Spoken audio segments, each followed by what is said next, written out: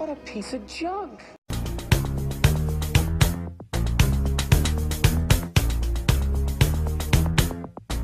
Hello friends, welcome to part 1 of the restoration of my 1990 GT Performer. I purchased this bike off eBay, and after a few weeks it has finally arrived. To this point, my only knowledge of the bike comes from some dark photos and a one-sentence auction description, so this will effectively be the unboxing.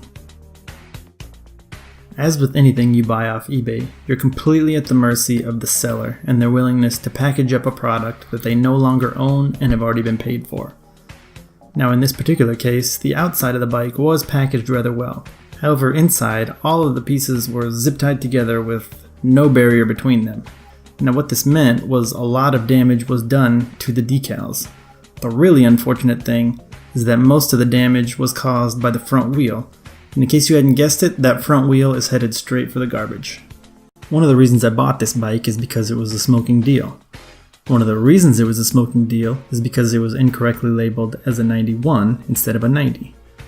Now 1 year may not sound like that big of a deal, but in this case it made all the difference. 1990 model year GT bikes still had a lot of parts in common with the bikes of the 80s, which have come to be known as old school.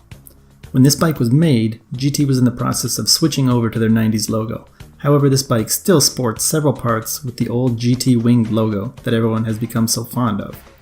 This makes the bike more desirable, and more desirable equals more value.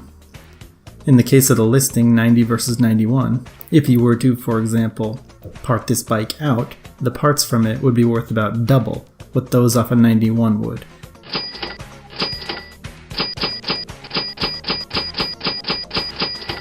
And that's assuming you could even find someone to buy the 91 parts. One of the things that leads to incorrect year identification is that GT actually had two different decal designs for the 1990 model year.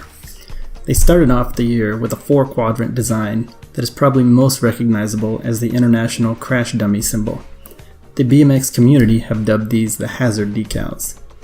Some of these bikes actually have a serial number that starts with an 89, which has led to them being incorrectly identified as 1989 models.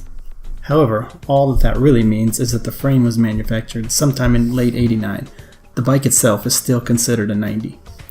Halfway through the year, the design switched to a much simpler design of the model name written across the top tube, and a 3-color version of the new GT logo. While I prefer the latter, they have yet to be given a nickname. I'm going to call them 90 and a half. So here's my plan for this bike. First of all, I want to fix what's broken so it can be ridden.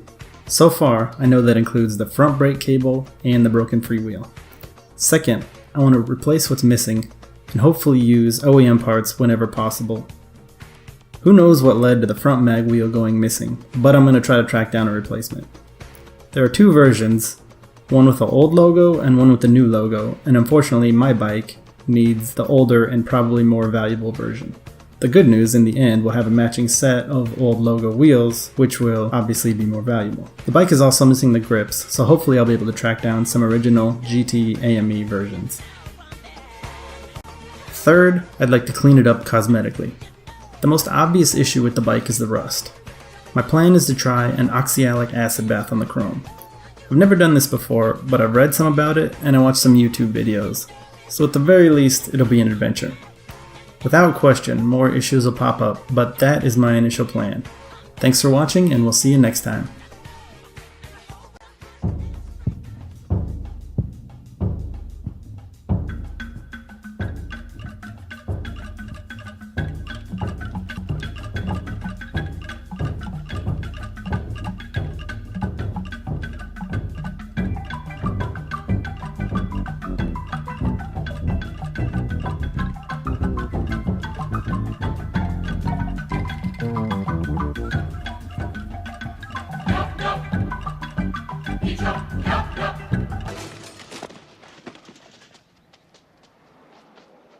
I meant to do that.